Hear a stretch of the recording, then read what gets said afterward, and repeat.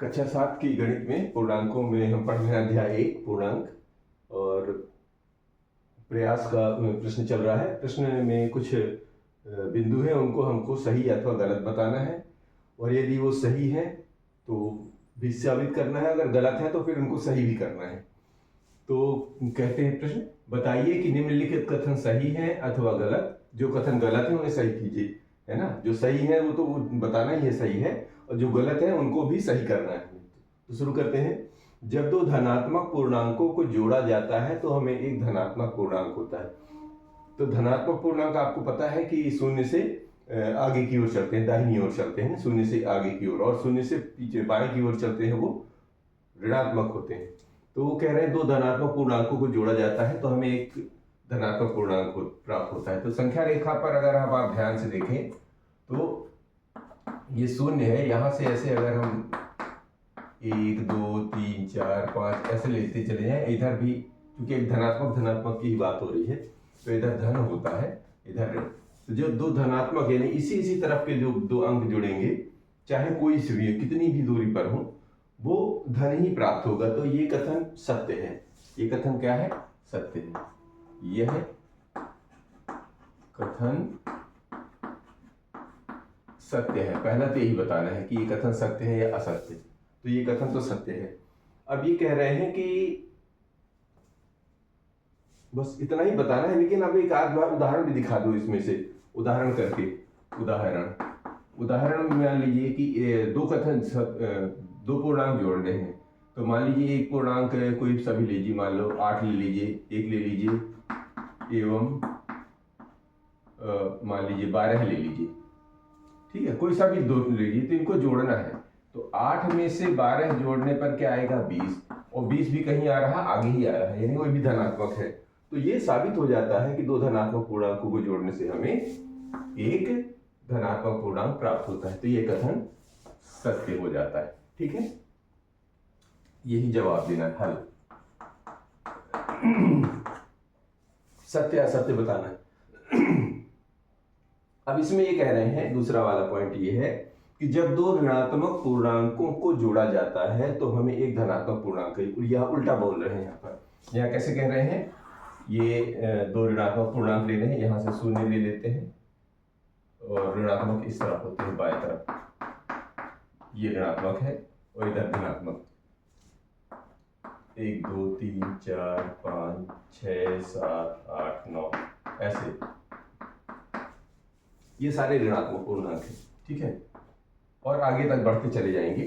तो ये कह रहे हैं कि दो ऋणात्मक पूर्णांकों को जोड़ेंगे, जब कोई भी ऋणात्मक पूर्णांक जोड़ेंगे तो वो जोड़ उनका इसी तरफ आएगा, बाएं तरफ ही आएगा। और बाएं तरफ आएगा तो क्या है? उधर इधर ये ऋणात्मक चिन्ह है, तो संख्या क्या प्राप्त होगी? ऋणात्मक। और यहाँ क्या कह रहे हैं कि एक धनात्मक पूर्णांक होता है, ये तो गलत हो गया। तो ये क्या होगा? हल इसका क्या है कि यह कथन क्या है? सही गलत। तो यह कथन गलत है। यह कथन गलत है। यह कथन गलत है। अब उदाहरण कैसे समझे, दिखा दीजिए कि कैसे गलत है, तो इसको सही करना है। तो सही करने का क्या तरीका है? जैसे मान लीजिए एक ले लेते हैं, ऋण 5 एवं ऋण 9 ले लेते हैं। ये दो उदाहरण से समझने की कोशिश करते हैं। तो इसको क्या करते हैं? इनको जोड़ा जाता है। जोड़ा जाता है मतलब होता है कि ये ऋण 5 में ऋण 9 जोड़ना है। तो ये रहा ऋण 5 में जोड़ना है ऋण 9। तो ऋण ऋण जुड़ के एक ही तरफ आ रहे हैं, तो यानी कि ऋण तो ये बाहर आ गया, और 5 धन 9 अर्थात आ गया ऋण 14। तो ऋण 14 किधर मिलेगा? इधर। और जो कि ये क्या है? ऋणात्मक है। ये क्या है? ऋणात्मक है। ये ऋणात्मक है। तो ये कह रहे हैं इसको सही भी करो, अगर जो गलत है तो इसको सही कीजिए। तो क्या करेंगे? जब दो ऋणात्मक पूर्णांकों को जोड़ा जाता है तो हमें परिणाम एक ऋणात्मक पूर्णांक प्राप्त होता है, ये लिखना है यहाँ पर। तो इसका सही जवाब लिखेंगे सही कथन। सही कथन। ये तो जवाब गलत था, अब इसका सही कथन क्या निकल के आ रहा है, ये परिणाम ऋणात्मक होता है। तो यहाँ लिखना पड़ेगा आपको कि जब दो ऋणात्मक पूर्णांकों को जोड़ा जाता है, ऋणात्मक पूर्णांकों को जोड़ा जाता है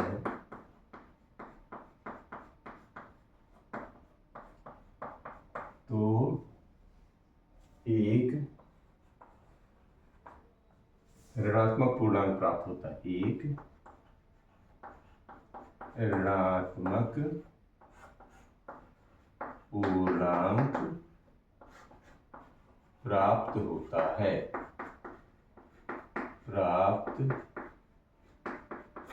है, ठीक है। अब इसी में आगे के बिंदु लेते हैं।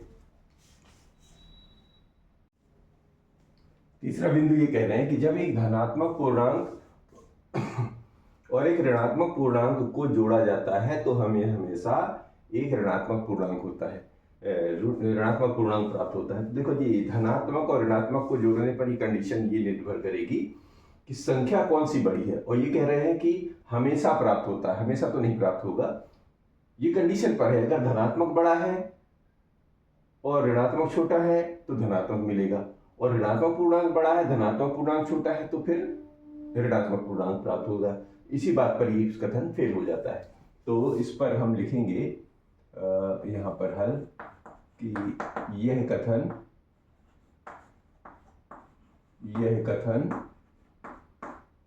क्या है, असत्य, ये कथन गलत है।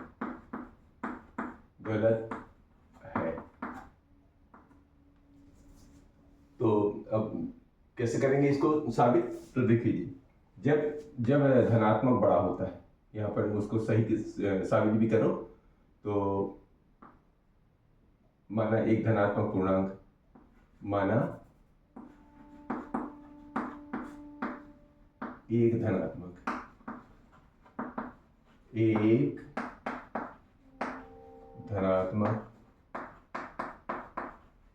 पूर्णांक मान के चलते हैं 10 ले लेते हैं, एवं एक ऋणात्मक पूर्णांक मान के चलते हैं 9 ही ले लेते हैं, चलो ठीक है, 9 ऋण 9 है, ठीक है। ये दो पूर्णांक ले लेते हैं, आपको साबित करना है बस। तो ये ऋण 9 ले लिया। अब ये क्या कर रहे हैं कि जोड़ा जाता है। तो जब जोड़ के देखो, 10 में से जोड़ना है ऋण 9 को, तो क्या हो जाएगा, धन में ऋण का गुणा करके देख लीजिए पहले। 10 और धन में ऋण का गुणा हो गया तो ऋण बन गया, 9 जोड़ ही रहे हैं तो परिणाम प्राप्त आया 1। ये हो गया धनात्मक, ये क्या हो गया, धनात्मक, ठीक है। अब इसी को उल्टा कर देते हैं कि यदि ये ऋण 10 हो जाए एवं धन की जगह धन 9 ले लेते हैं, ठीक है। ये पूर्णांक हो, क्या पूर्णांक हो, बाकी तो लिखा ही हुआ है पूर्णांक हो, मतलब ये ऋणात्मक बड़ा है और धनात्मक छोटा है, तब क्या होता है। अब इनको जोड़ के देख लो, तो इनको जोड़ने पर 10 में से ऋण 10 में से जोड़ना है धन 9 को, तो क्या हो जाएगा परिणाम, ऋण 10 धन 9, और जब जोड़ेंगे तो क्या हो गया, 9 से 9 बराबर हो जाएंगे, 1 बचेगा, तो ये ऋण 9, और ये क्या हो गया, ऋणात्मक। तो ये कथन गलत हो गया। अब वो क्या कह रहे हैं, एक बार धन आ गया, एक बार ऋण आ गया, और ये परिणाम क्या कह रहे हैं कि एक धनात्मक और एक ऋणात्मक पूर्णांक को जोड़ा जाता है तो हमेशा ऋणात्मक पूर्णांक होता है। तो ऐसा हमेशा नहीं होता है। कंडीशन ये कह रहेगी कि यदि धनात्मक पूर्णांक बड़ा होगा, यहाँ पर लिख सकते हैं कि यहाँ पर कथन सही करना है ना, तो सही कथन। सही कथन क्या हो जाएगा? धनात्मक पूर्णांक यदि बड़ा है नहीं ऐसा, और ऋणात्मक छोटा है, यानी कि ऋणात्मक पूर्णांक, इसको मिटा के दोबारा लिख लेते हैं क्योंकि यहाँ जगह ही नहीं आ रही है, इसको मिटा देंगे, बाद में लिख लेंगे। और धनात्मक पूर्णांक बड़ा, ऋणात्मक पूर्णांक छोटा है, तो क्या होगा परिणाम? धनात्मक। ठीक है। और इसी का उल्टा करते हैं, यदि ऋणात्मक पूर्णांक की तरफ बड़ा करते हैं, यानी कि ऋणात्मक पूर्णांक बड़ा हो जाए, ये सही कथन कर रहे हैं, ठीक है, इसी का। और धनात्मक छोटा हो, धनात्मक पूर्णांक छोटा हो, तो परिणाम क्या मिलेगा? परिणाम ऋणात्मक मिलता है, यानी कि सही इसका कथन ये होगा। ठीक है। अब इसी का चौथा प्रश्न यहाँ पर लिख लेते हैं और इसी को सॉल्व करते हैं। ये चौथा पॉइंट ये कह रहे हैं कि पूर्णांक 8 का युज्य प्रतिलोम ऋण 8 है, और एवं पूर्णांक ऋण 8 का युज्य प्रतिलोम 8 है, यानी कि जो संख्या है धनात्मक है तो इसका प्रतिलोम ऋणात्मक होता है, और उस जो ऋणात्मक पूर्णांक है उसका प्रतिलोम धनात्मक होता है। तो ये कथन सत्य है। तो यह कथन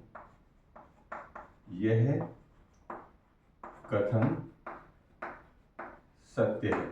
ये कथन सत्य है। इसका जो हम प्रॉपर्टी भी पहले, प्रॉपर्टी माने इसके गुण धर्म जब पढ़ रहे थे तब इसका अध्ययन किए थे कि क्या अध्ययन किए थे कि माना कोई संख्या a है, कि माना एक पूर्णांक किसी यदि एक पूर्णांक a है तो a का योज्य प्रतिलोम, तो a का योज्य प्रतिलोम क्या हो जाता है? ऋण a। और यदि पूर्णांक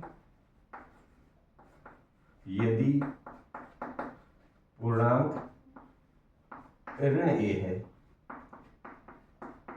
तो इसका योज्य प्रतिलोम ऋण है तो धन हो जाता है, ये होता है। ये इसका इस कथन का ये क्या बोलते हैं कि जांच है, जांच कर लीजिए। ये इस कथन की जांच है। इससे ये साबित होता है कि ये कथन सत्य है। अब इसी के अगले दो बिंदु हैं, उनको लेते हैं। पांचवें बिंदु है कि व्यवकलन के लिए जिस पूर्णांक को घटाया जाना है उसके योज्य प्रतिलोम को दूसरे पूर्णांक में जोड़ देते हैं।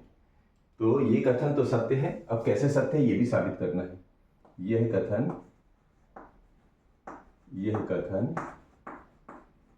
सत्य है। यह कथन तो सत्य होता है कैसे? अब देख लेते हैं, कुछ हम उदाहरण ले लेते हैं कि दो चार बिंदु ले लेते हैं।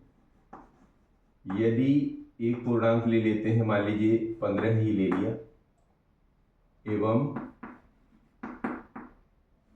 10 ले लेते हैं। अब इसी को और बदली कर लेते हैं। अब इसको ऋण 15 मान लेते हैं एवं 10 ले लेते हैं। इन्हीं को से बदल के देख लेते हैं, ठीक है।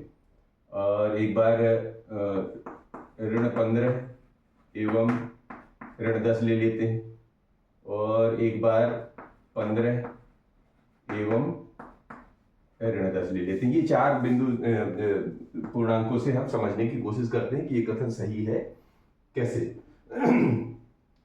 तो ये दो पूर्णांक है, तो जिस पूर्णांक इधर वाली संख्या से इधर वाले पूर्णांक से इधर वाला पूर्णांक घटाना है अपने को, पहले पूर्णांक से दूसरे पूर्णांक को। तो जिस पूर्णांक को घटाया जाना है, इधर वाले पूर्णांक को घटाया जाना है इधर वाले पूर्णांक से, तो क्या करना पड़ेगा, जिसको घटाना है उसके योज्य प्रतिलोम को पहले वाले पूर्णांक में जोड़ना है, ये कहने और फिर साबित भी करना है। तो शुरू करते हैं। अर्थात ये जो बना 15 वाले को घटाना है किसमें से, ये घटाना है 10 में, 15 में से 10 को घटाना है। तो क्या कर रहे हैं, इसके योज्य प्रतिलोम को जोड़ना है सॉरी, तो 15 को जोड़ना है इसके योज्य प्रतिलोम। ऋण 10 का योज्य प्रतिलोम कितना होता है, ऋण 10 का योज्य प्रतिलोम हो जाएगा, नहीं घटाना है, तो अभी तो ये धन 10 था, तो धन 10 का योज्य प्रतिलोम कितना होता है, धन 10 का योज्य प्रतिलोम होता है ऋण 10 को जोड़ देना है पहले वाले में। तो अब संख्या रेखा पर ध्यान देखेंगे, धन 15 आगे होता है और ऋण 10 पीछे की तरफ आना पड़ता है, तो घूम के पीछे की तरफ जब आएंगे तो 15 में से 10 कम करेंगे तो बन जाएगा 5, यानी कि 10 धनात्मक पूर्णांक था, तो इसका योज्य प्रतिलोम बनाना है, फिर पहले वाले में जोड़ देना है, तो जो परिणाम आ जाएगा वो उसका हल होता है। दूसरे में भी करके देखते हैं क्या कह रहे हैं। ये ऋण 15 है, इसमें से घटाना है पहले वाले को, ये ठीक, ये इधर वाले दूसरे वाले को पहले वाले में से घटाना है दूसरे वाले को। तो काम क्या करना है, पहले वाले पूर्णांक को वैसे ही रखना है, दूसरे वाले पूर्णांक का धनात्मक लगाना है और ऋण 10 का जो योज्य प्रतिलोम होता है वो लिख देना है। तो ऋण 10 का योज्य प्रतिलोम कितना होता है, धन 10 होता है। तो परिणाम कितना आ गया, ये 10 जुड़ रहा है और है काम क्या हो रहा है, घटना है, और जबकि इधर क्या परिणाम आ जाएगा, ऋण 15 में से ऋण 10 जुड़ेगा, मतलब ऋण 15 और ऋण 10 घटना है, तो घटना तो है लेकिन कितना, तो ऋण 15 में से ये जुड़ गए, योज्य प्रतिलोम जब बनेगा तो ये बन जाएगा ऋण 5, ठीक है ना, घटाना है जोड़ना नहीं, ठीक है। तो हमको क्या करना है, उसका योज्य प्रतिलोम बनाना है, फिर उसको जोड़ देना है, तो ये परिणाम आ गया। अब 15 एवं ऋण 10 को लेते हैं, ऋण 15 एवं ऋण 10 को, तो ये ऋण 15 में घटाना है ऋण 10 को, में घटाना है ऋण 10 को, ऐसा करना है। तो क्या हो जाएगा, ये जो ऋण 15 है ये इसको जोड़ देना है और इसका पूर्णांक बन जाएगा धन 10, ठीक है। ये सर यहां पर उल्टा हो गया, ये घटाना था धन 10 को, तो 10 का योज्य प्रतिलोम कितना, ऋण 10 हो जाता है, ऋण 10 हो जाएगा तो ये ऋण 25 हो जाएगा, यहाँ उल्टा हो गया थोड़ा सा, ये ऋण 25 क्यों, ये घट तो रहा है लेकिन ये धनात्मक है, धनात्मक का योज्य प्रतिलोम ऋणात्मक होता है, ये ध्यान रखना, यहाँ पर उल्टा हो गया था थोड़ा सा। तो ये ऋण 15 है, ऋण 10 जो है पीछे की तरफ आ जाएंगे तो ये ऋण 25 में चले जाएंगे। यहाँ पर अब देखिए क्या हो रहा है, ये ऋण 15 में से ऋण 10 को घटाना है, तो ऋण 10 में से इसका योज्य प्रतिलोम क्या हो जाता है, धन 10 हो जाता है, यानी ऋण 10 का योज्य प्रतिलोम धन और इस ऋण को जोड़ देना है, तो ये कितना बन जाएगा, ऋण 5, क्यों, ये ऋण 15 और धन 10। इसमें देखेंगे 15 एवं ऋण 10 को, तो देखिए ये 15 है, में घटाना है ऋण 10 को, ठीक है, धन 15 में घटाना है ऋण 10 को, तो क्या होगा, इसका योज्य प्रतिलोम करो, तो योज्य प्रतिलोम करेंगे, ये 15 तो नहीं बदलेगा, इसका योज्य प्रतिलोम ये जुड़ जाएगा और ऋण 10 का योज्य प्रतिलोम होता है धन 10, तो धन 15 और धन 10 दाहिने तरफ चले गए, इसका मतलब ये आ जाएगा 25।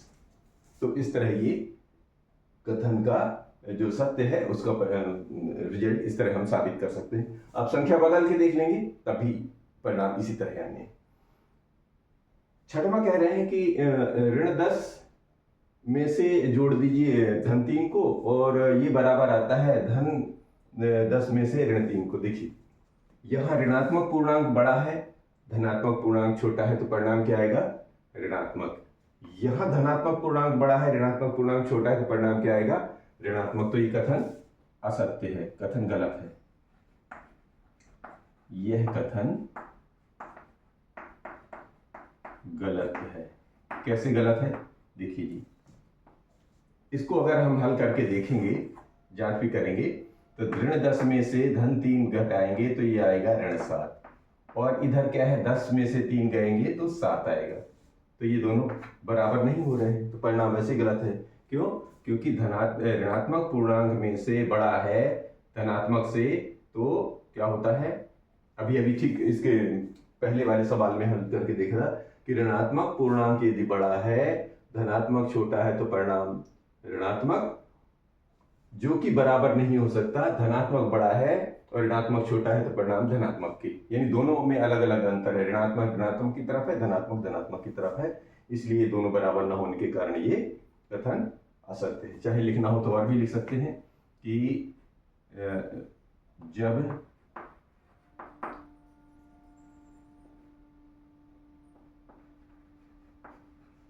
और ऊपर कर लेते हैं, ऋणात्मक पूर्णांक बड़ा है धनात्मक पूर्णांक से, तो परिणाम क्या आता है, ऋणात्मक। ठीक है, और इसी का उल्टा धन पूर्णांक अगर बड़ा है और ऋण पूर्णांक छोटा है तो परिणाम आएगा, जो बड़ा होता है उसी का परिणाम आता है, धन पूर्णांक। और ये दोनों अलग अलग दिशा में, ऋणात्मक बाएं तरफ होता है, धनात्मक दाहिने तरफ होता है, इसलिए ये कथन गलत है। तो ये सही कथन ये है, ये सही कथन, ये सही कथन ये होता है। ठीक है, अगर इसके आधार पर क्वेश्चन करेंगे तो सही होगा, और अगर इसको फिट नहीं करता है तो ये परिणाम गलत होता है। एक और है, उसको भी लेते हैं। ये 7वां है कि 8 में से जोड़ रहे हैं ऋण 7 को, फिर घटा रहे हैं ऋण 4 को, और ये कह रहे हैं बराबर नहीं है। 8 में से 7 को जोड़ दे, 8 में से 7 जोड़ना है, फिर 4 घटाना है। तो इसका एक काम करते हैं, सही गलत समझने के पहले इसको हल करके देख लेते हैं, फिर यहाँ पर कथन सही है या नहीं लिखते। तो ये कहलाता है बायां पक्ष, यानी लेफ्ट हैंड साइड। तो इसको अलग हल कर लेते हैं, राइट हैंड साइड अलग हल कर लेते हैं, फिर समझ लेते हैं क्या होगा। तो ये है 8 धन ऋण 7 ऋण 4, और इधर कर लेते हैं right hand side. Right hand side में क्या क्या दिया हुआ है, ये 8 धन 7 ऋण 4, इसको अभी हल करके समझते हैं, फिर इसका कथन सही गलत समझ में आएगा। तो ये हल करें तो ये 8 धन और ऋण का गुणा हो जाता है ऋण 7, और ऋण में ऋण 4 है, ऋण में ऋण 4 है, तो ऋण में ऋण का गुणा हो जाएगा धन। तो अब इधर ले आएंगे तो 8 के पास 4 को ले आइए, ऋण 7 को बाहर ले जाइए, दूर ले जाइए, बाहर नहीं। 8 4 12 में से 7 कम करेंगे तो आ गया 5। ठीक है, इधर देखते हैं क्या पोजीशन होती है। तो अब ये 8 में से 7 जोड़ रहे हैं, धन है और ये ऋण है, तो 8 में से 7 जोड़ेंगे तो 8 और 7 15 हो जाता है, और ऋण 4 अलग है, तो 15 में से 4 घटाएंगे तो ये आ जाता है 11। अब देखिए 5 और इधर 11, तो ये तो दोनों ऐसे ही बराबर नहीं है, ये 5 और 11 बराबर नहीं है, 5 और 11 बराबर नहीं है। और यहाँ क्या कह रहे हैं कि इधर बायां पक्ष इसके पक्ष बराबर नहीं है, तो ये तो कथन सत्य है। तो कथन सत्य या सही है, कथन सही गलत है, तो यहाँ सही लिख दीजिए, कथन सही है, ये कथन सही है। क्यों? क्योंकि इधर का परिणाम इधर के परिणाम के बराबर नहीं है, और वो खुद भी कह रहे हैं कि इधर का परिणाम इधर के परिणाम के बराबर नहीं है, तो ये कथन सही है। तो इस तरह ये प्रयास यहाँ पर समाप्त होता है। कल अगले प्रयास से भी बात करेंगे।